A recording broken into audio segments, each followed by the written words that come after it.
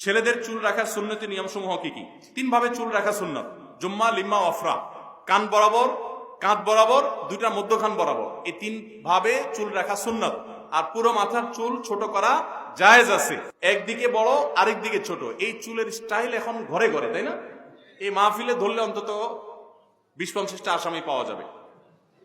এদিক দিয়া বিশাল বড় বড় চুল, আর এদিক দিয়ে চেঁচে ফেলছে পুরো, আছে না ভাইরা আমার? আমি চিন্তা করি, হাদিসে যেটা নিষেধ, শয়তান ওইটাকেই কেন প্রমোট করে? আপনারা অনেকে জানেন না হয়তো, নবী সাল্লাল্লাহু আলাইহি ওয়াসাল্লাম কাজা করতে নিষেধ করেছেন। কাজা মানে হলো মাথার এক পাশে চুল আছে, আরেক পাশে চেঁচে ফেলছে। বিভিন্ন খেলোয়াড়, বিভিন্ন অ্যাক্টরদের অনুসরণ করতে গিয়ে এরকম চুল রাখেন, আছে না অনেক ভাইরা? এটা গুনাহের কথা, এবং এরকম চুল রাখা জায়েজ নাই, এগুলো উদ্ভট।